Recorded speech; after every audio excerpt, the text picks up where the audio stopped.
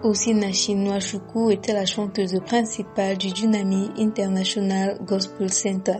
Son titre Ekwueme a connu un véritable succès. Il a été vu 72 millions de fois sur YouTube et a permis à de nombreuses personnes de la connaître. Dans la suite de la vidéo, nous vous donnerons plus de détails sur la mort de la chanteuse et surtout les détails de l'arrestation de son époux.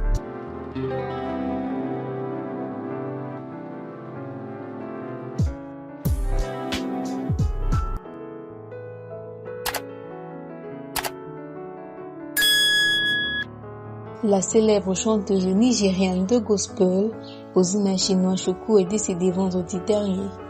Le décès de celle dont la voix puissante porte au plus haut sommet la chanson Ekwueme provoque beaucoup d'émotions et suscite de nombreuses réactions.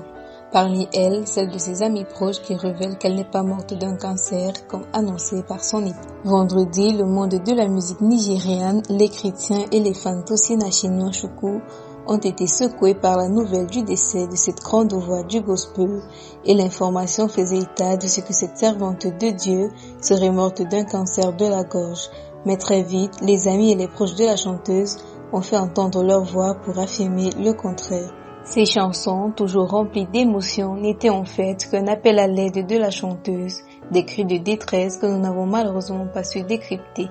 Aujourd'hui, Osinachi laisse un grand vide dans son entourage et nous interpelle quant aux violences que subissent les femmes dans leur foyer. Selon son collègue Frank Edwards, cette femme aurait été victime de violences conjugales. Il explique qu'elle était régulièrement battue par son mari. Il la maltraitait, lui donnait des coups souvent. Il lui a donné un violent coup de pied dans la poitrine. C'est ce qui a conduit à la mettre à l'hôpital sous assistance respiratoire pendant 5 jours avant sa mort. Sur les réseaux sociaux, d'autres Nigériens ont réagi face à la mort de la chanteuse, notamment plusieurs femmes chrétiennes qui se demandent pourquoi Osinachi n'a pas quitté ce mariage plus tôt.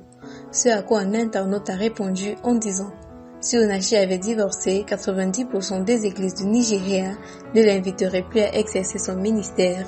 Alors, pour faire grandir son ministère, elle a choisi de mourir dans son mariage. »